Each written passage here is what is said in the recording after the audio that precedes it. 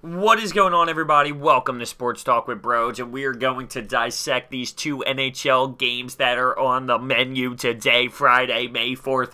Before we begin, hit that thumbs up button, subscribe, and comment down below on your thoughts and opinions. And let's kick this one off with the Boston Bruins hosting the Tampa Bay Lightning in Game 4. And this was insane, intense, crazy, wild, just an emotional game for sure. And the Tampa Bay Lightning take it in overtime of a score to 4-3 to take a 3-1 series lead.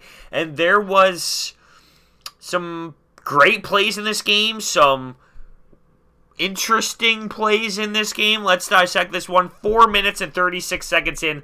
Point scores a disgusting goal, splits the Boston Bruins D, kicks it to himself as he's going wide, and taps it in for a 1-0 lead. Then Kucherov scores on the power play, assisted by Hedman and Stamkos to take a 2-0 lead.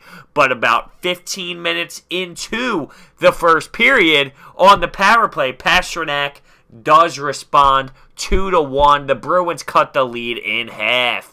In the second period, 2 minutes in, Patrice Bergeron on the power play, assisted by Torrey Krug, his second assist of the game. The score is now 2-2. Boston ties it up. Entering the third period, Patrice Bergeron, shorthanded, tips the puck in as Brad Marchand comes down the right side, and he puts it towards the net. That gets deflected, like I said, by Patrice Bergeron, shorthanded, to take a 3-2 lead. So Tampa Bay scores the first two goals, then bang, bang, bang, Boston Bruins score the next three, and with 12 minutes and 56 seconds left into this period, Steven Stamkos, a one-timer in the slot, scores to tie it 3-3, and there's been controversy in this game. So on that play, Steven Stamkos' goal, does the Boston Bruins defender get hooked, get tripped around the net to cause that turnover? It was iffy. It was iffy, I'll be honest with you. One thing that is interesting, Marchand goes low again. So in another game in this series, he goes low like this and flips a Tampa Bay Lightning player over top of him. In this game, he goes low again. And this was on Callahan. And then he licks Callahan again. And the NHL just told Marchand, do not lick anybody. Do not lick anybody again. And he does it. So, do you think the NHL is going to do something about this? I feel like if you warn the guy 2 days ago, and then he does it again, there's going to be something. There's going to be something. You had Chara go up to him. You had Bergeron go up to him on the bench, and they were clearly upset with him. And was like, dude, what are you doing?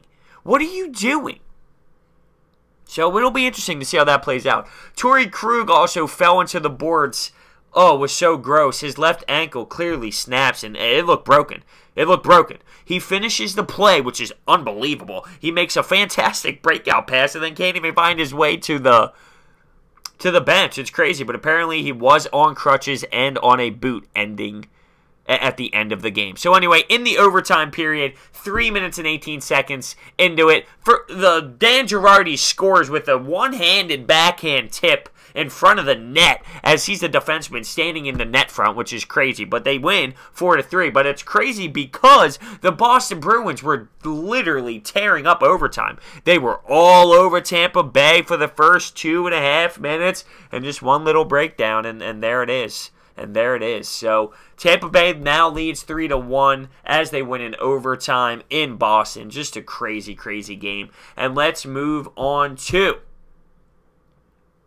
this Golden Knights San Jose Sharks Game 5. The series is tied 2-2. Oh, but it's not anymore because the Golden Knights win Game 5, 5-3. And this game was intense as well. To start it off, 19 minutes and 57 seconds in.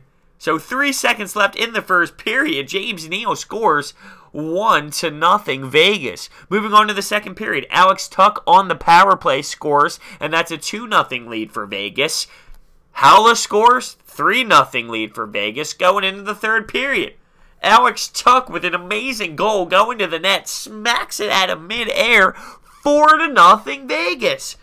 Wow. Another dominate. Oh, wait a second. The Sharks come back on the power play. They score 4-1.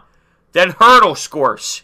Literally 2 minutes later. 4-2. Okay. The Vegas will be all right. Vegas will be all right. 4 minutes later, Bodker scores 4-3.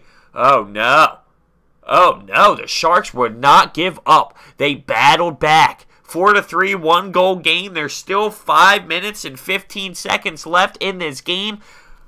But an empty netter by Marchand, literally down the other. They were in their own zone, Vegas was, and he just sends it into the open net, 5-3. There were some, not fights, but there were obviously some battles throughout this game. Physical after every whistle. It is a very, very physical series, emotional series.